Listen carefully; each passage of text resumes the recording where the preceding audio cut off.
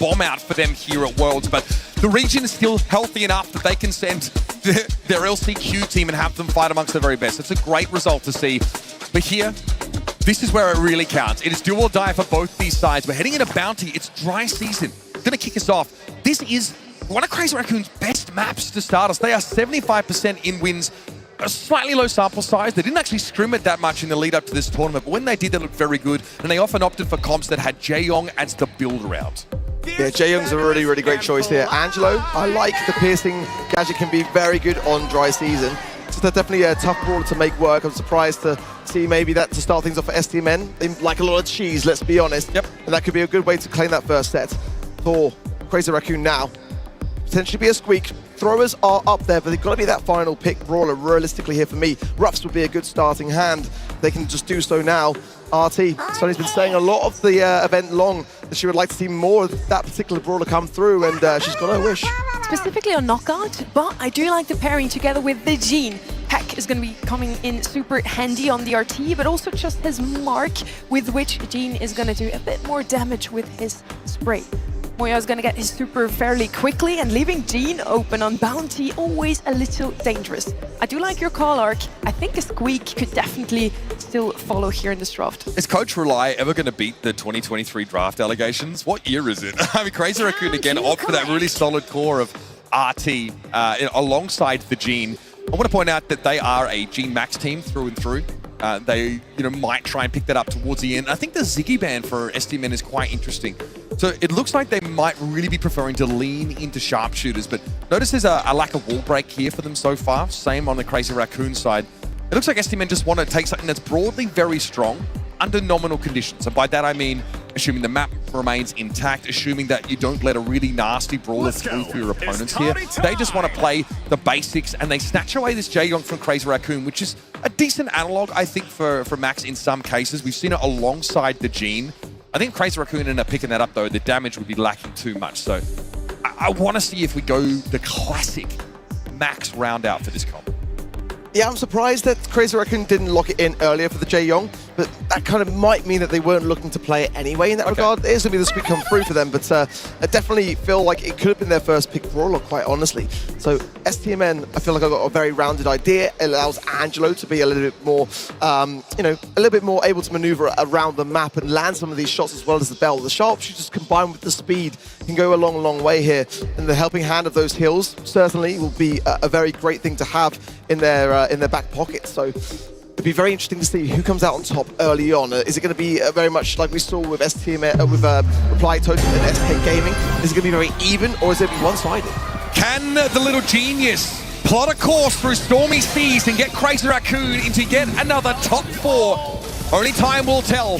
This is a map, of course, where you don't have those traditional lane assignments. A lot of diagonal play here, as Crazy Raccoon are favored with these early salvos and being able to pick up the blue star.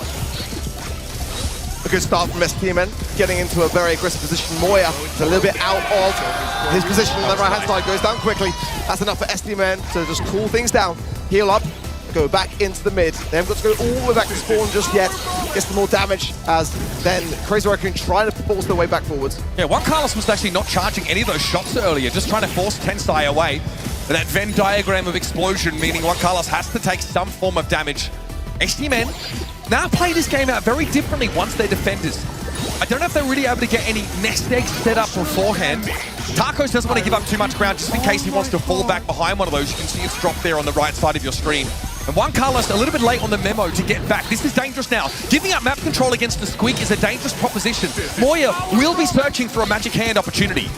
Big heals there from Pain. Keep on Carlos able to go on the aggressive, and the tap on the Tensai brings him low. He's got to avoid that range, 181, a little bit close to the stun. Moya's got the pull though, but he can't really bring back a fully health, STMN player into his teammates to the hill back up. Yeah, Tensai was not in a position to go for the play they were looking to make.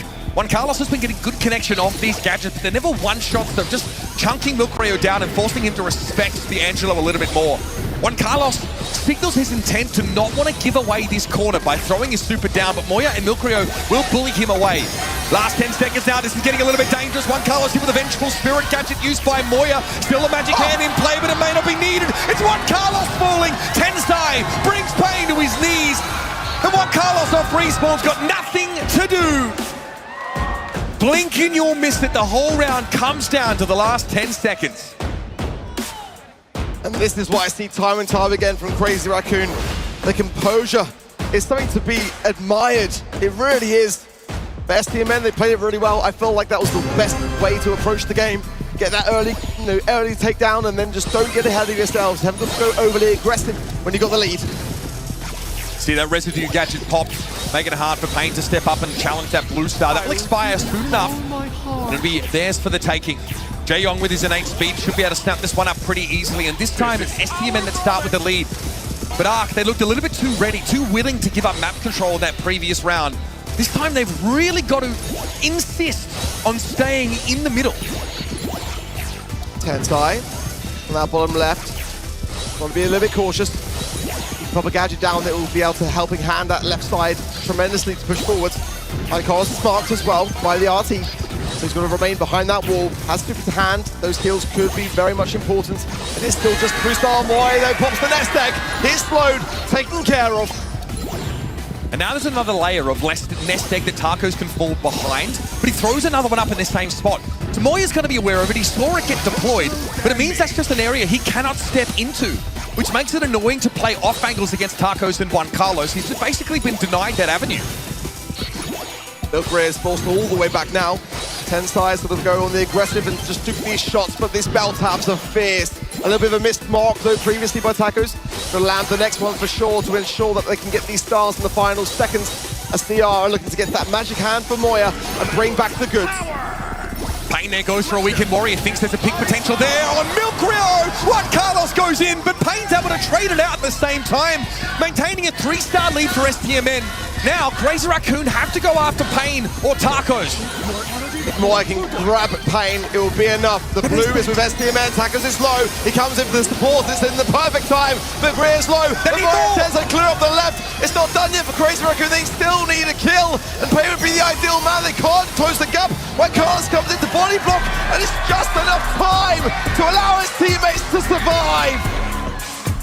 And seeing what happens when your Bell can set up a safe haven on the right side of the map. There were 3 nest eggs in play, effectively denying that approach route from Crazy Raccoon. They had to look elsewhere. Credit there to Pain. He's a support brawler, but he knows he can trade out on the kill of Juan Carlos, who gets hooked in by the magic hand. Very heads up. Stamina are playing so far above the station you'd expect to see from an outside Dark Horse team. A blue star for STMN yet again, as you'd expect. That's why you bring a Jae-Young. Still, Rio and Tensai trying to find Pain, who's doing a fantastic job of keeping his distance. Marked up now though. Tacos is low, but still his accuracy is on point every time and just getting these nest eggs down for that insurance policy. Moya, dangerous, caught in a nest egg, and Tacos converts. That's Tensai down. And Milkray, without the little genius at the helm, knows he needs to back up and give a bit of ground.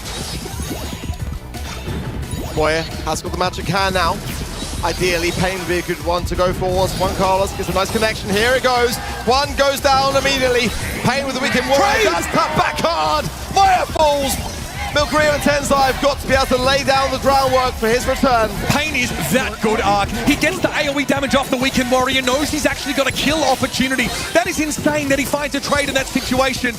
Juan Carlos here wants to pinch Milkrio. Pain needs to regenerate for a time, and Tacos was stuck in the corner. But again, look at the nest egg density on that right side of the map. Moya's already fallen. Tacos now with the hypercharge knows he can connect, but Tensai, it's all over for Crazy Raccoon. 7-star difference. So much to make up. They have to all in STMN without getting traded out. They can find Pain and Juan Carlos. It can be done. Pain is now low. Moya with the magic hand. He's got the hypercharge. No way. Could he bring back 2? It would be insane. Pain is now low. Marked up. They got 1. No way. 1. They get it. Full through the blue. And CR are running away. Daylight robbery. But it's not done yet.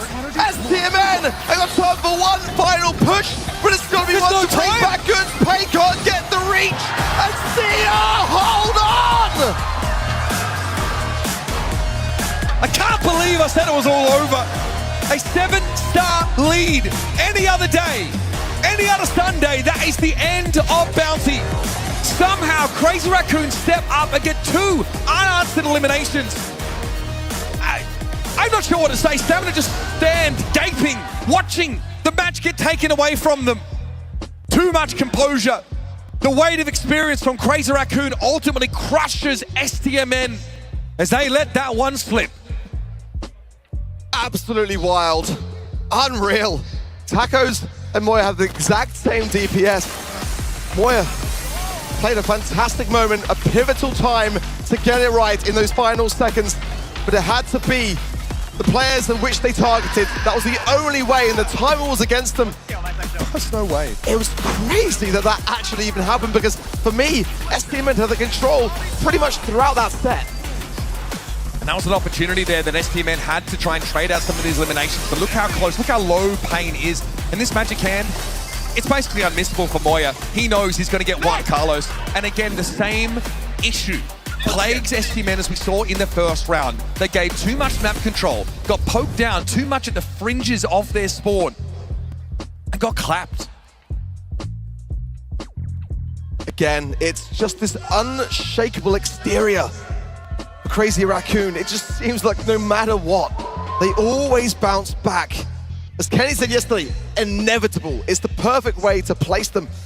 For STMN, again, their spirit seems unbreakable in equal measure at the moment. They don't seem like following that loss, and it was a set which I think they should have absolutely won. They're still smiling, they're still here, and that is, to be said, something that many of us did not expect. So if the lesson I learned isn't enough for you folks, I'll make it clear. Never count the unkillable Demon Kings, Crazy Raccoon out. These guys do not know the word die. Off to pit stop now. This one is a pretty unique map to have thrown in here, and it's one that really encourages that all-in approach. You gotta ban Miko. I think Toxic Lotus have sort of created a monster here. Whichever team doesn't have first pick probably needs to just eliminate that from contention as soon as possible. But there are many other options. We've seen the Edgar here. We've seen the Bull try to go all in. We've seen Otis picked early here just to try and take some map control. Cordelius has to be considered as a countermeasure to what almost feels like the inevitable Chuck pick if it isn't banned. And STMN want none of it. Berry's open. I really feel like that would be a good shout, but I love your Miko shout also. He's open. Shade's banned though, so that does rule him out, and the Bull, Kaze. These are really big brawlers banned out. Honestly, it's going to open up potentials for all of these things. Very first pick. It's a really, really good one. The Ice Cream is just going to be able to place on the safe and trickle down over time. And when it comes to those safe cracks, you don't have to be in that aggressive stance. You can just be able to time that aggression when you can get the most value. Is there a world where you favor a potential outside meta pick here? Yeah, I do. It's definitely up there, especially. I mean, it's an STMN pick, really, but it can absolutely work and cause a real problem with susceptible brawlers. You know, her ability to maneuver around the map is really quite dangerous. She's powerful. Heist's not normally where we see her picked up, though. She's fantastic in an anti-personnel capacity, but there are a lot of other brawlers you can pick up to the same effect. It's going to be the RT first. Crazy Raccoon know where their bread is buttered. Reopening here with a very effective defensive brawler. Someone who can step out into the map should it be required, but it's all about making sure that all-in strategy is nullified as much as possible. Time to make Lily Kit, Miko all still available, but the Buzz is going to come in for Crazy Raccoon. I really like that pick. And they haven't got anything really for the defense yet on the side of STMN, so that's going to be a concern. Maybe Charlie wouldn't be the worst of shouts for them. They tend to dabble with Lumi also, which I don't mind, but she's definitely dropped off. That's safe to say in terms of the meta. But having something to lock it down, Otis as well, definitely still open here, would be a heavy consideration of dealing with this Buzz. Yeah, I still feel like this could be a Miko game. I don't know why. It still can. Definitely can bring that in here. Lily also available. There is the meaner. STMN do go for it. I don't think she has a super high pick rate on this map, but there it is. It is the kid on Heist, no less. Bit of a different map than Bridge Too Far, but it certainly evokes memories, and the Miko comes in for Crazy Raccoon. STMN had to have seen this coming. The crowd roar to the sight of Kit. It's the perfect time for it. We give you what you want here at the Brawl Stars World Finals. Let's just hope that Juan Carlos can get some stats to show for it. I think it's a good map though. I think it's certainly better than what we saw last year in terms of viability. But let's see. At the moment, STMN are behind, so it would be the perfect time to prove that it can still cut the mustard. Miko's a problem. He has a star power, of course, that gives him extra damage against non-brawl entities, and the safe doesn't know how to throw hands. It definitely counts.